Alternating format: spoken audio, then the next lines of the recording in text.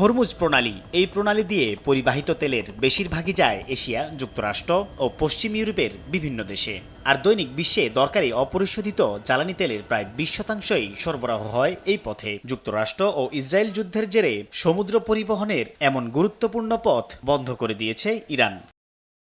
এমন সিদ্ধান্তের ফলে দেশের জ্বালানি খাত বড় ধরনের ধাক্কা খেতে যাচ্ছে বলে শঙ্কার কথা জানিয়েছেন এ খাতের ব্যবসায়ীরা। তারা বলছেন, বিকল্প পথ সাশ্রয়ী না হওয়ায় বাড়তে পারে দাম, সরবরাহ সংকট নেতিবাচক প্রভাব ফেলতে পারে শিল্প উৎপাদন ও দেশের সার্বিক অর্থনৈতিক কর্মকাণ্ডে।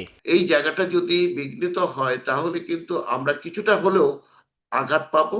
আমরা কিছুটা হলেও আমার কাছে মনে হয় আমাদের ম্যানুফ্যাকচারিং সেক্টরগুলো একটু বাধাগ্রস্ত হওয়ার সম্ভাবনা আছে। শুধু উৎপাদনই নয়, পণ্য পরিবহন ব্যাহত হওয়ায় বড় ধরনের ধাক্কা লাগবে কমতে থাকা দেশের রফতানি আয়ও, এমন শঙ্কা নিট পোশাক রফতানিকারকদের সংগঠন বিকেএমই এর।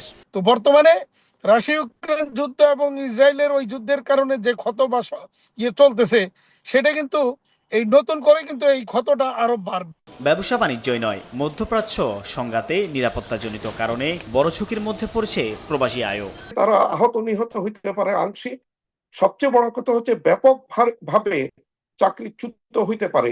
আর যারা চাকরিতে থাকবে তাদেরও বেতন ভাতা অনিশ্চিত হইতে পারে, ওভারটাইম না থাকতে পারে। ফলে আমাদের বৈদেশিক মুদ্রার প্রবাহ ভয়ানকভাবে কমে যেতে পারে। এ অবস্থায় অর্থনীতিবিদরা বলছেন, সরকারি বেসরকারি উদ্যোগ আর দূতাবাসের সতর্ক অবস্থান ও তৎপরতায় চ্যালেঞ্জ মোকাবিলার পরামর্শ দিচ্ছেন তারা।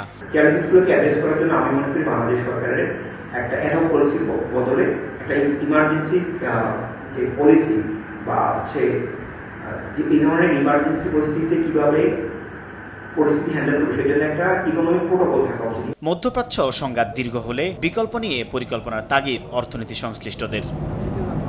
সাইফুল ইসলাম, সময় সংবাদ, ঢাকা।